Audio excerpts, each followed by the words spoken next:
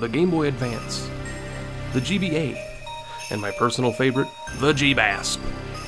Easily one of the best platforms for gaming during its time, and the games even still get played these days.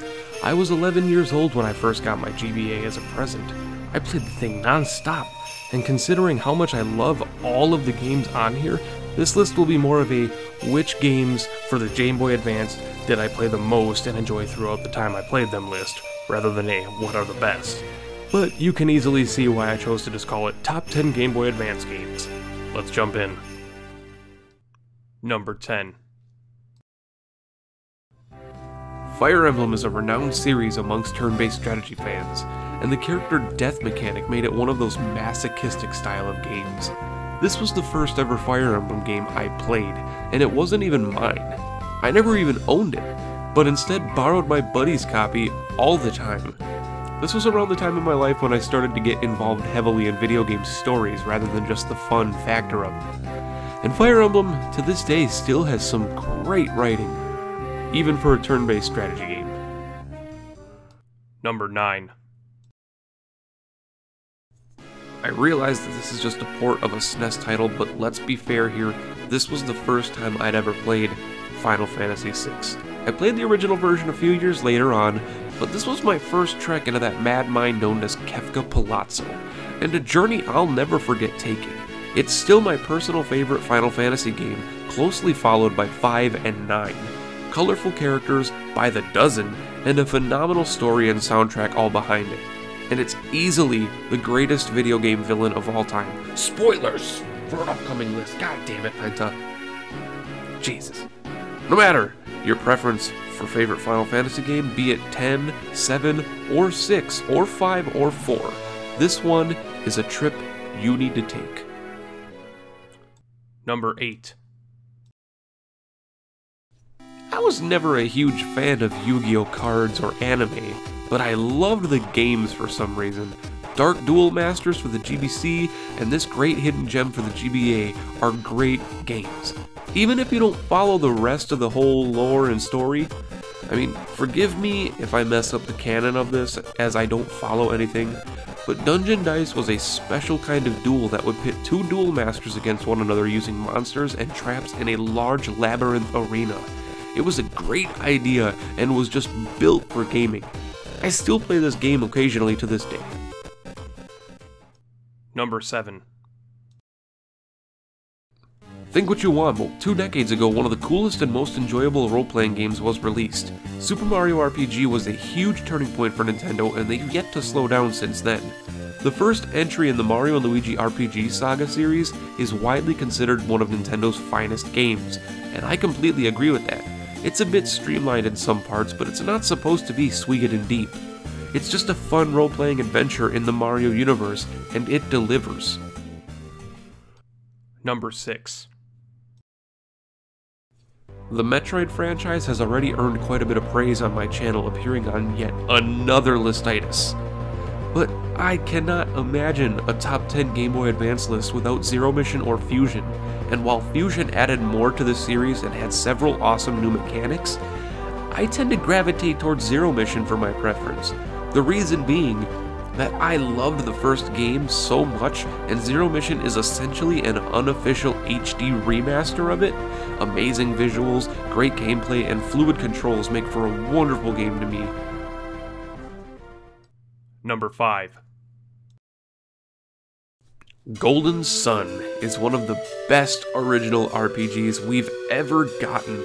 And it's no surprise because the developers are the masterminds behind Shining Force, possibly one of the best video games ever developed to me. Golden Sun has you as Isaac. No, not that Isaac, different Isaac, back up. A golden-haired swordsman, told you, who must go on his own journey across numerous terrains, drenched caverns, and flamboyant townships. Humorous, stern, and plain mysterious characters are all met asking along the way. And one of my personal favorite adventures. I mean, people still petition for Isaac to get into Smash Bros, and for good reason. He's a wonderful character from a great franchise. Number 4. Pokemon games. Pokemon games have always been a phenomenon, and I don't know why, but when it hit the US with Red and Blue, it was game over, man. It was essentially raining money here across the pond. I started with Pokemon through Generation 3, and firmly still believe Sapphire and Ruby to be the series' strongest entries. Not my personal favorites, but definitely the best. It ruffled some feathers by not allowing trades with previous games, but I was more of a single player person, so I couldn't have cared less as long as there were more new creatures to discover. Number 3.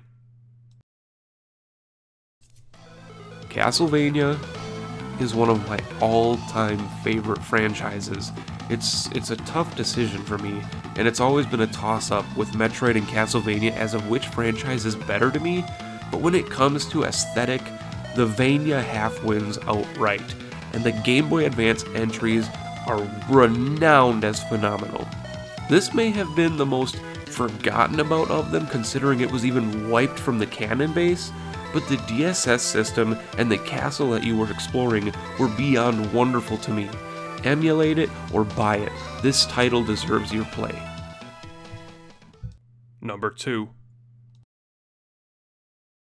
Harvest Moon, Friends of Mineral Town, or more Friends of Mineral Town is easily my personal favorite Harvest Moon game.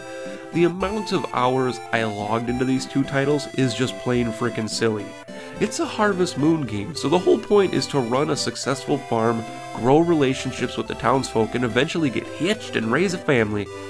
But this game does so much more than that.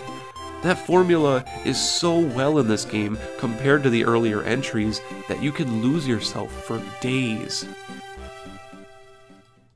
And number 1. And here we are. Monster Rancher Advance 2 is the greatest waste/use of my time across all portable gaming consoles. I'm getting a new G-Pass charger just so I can play this game because writing it made me want to play it again. Featured in my top 10 underrated games list part 2, Monster Rancher Advance 2 tasks the player with a small ranch where they must generate a monster to raise as their own. Feeding, training, living, adventuring, all done across many months in-game. Challenging huge opponents in large arenas, going to achieve an S ranking. By far one of the most difficult tasks in video games, S ranking a monster or companion as I call them, requires time, effort, and skill. And that's just one monster. Once the time comes where your veteran beastie can't carry on anymore doing tournaments or expeditions, you have 3 options. You collectively breed them, retire them, or even assign them as a monster coach for your next your little young one that you generate. Retiring a monster is heartbreaking, and I always tried to avoid it as best as I could.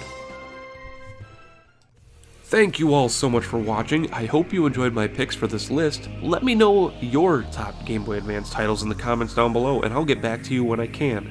Like and subscribe to show your support for the channel, because until the next video, my name is Pentahybrid. Keep on gaming, and I will catch you later.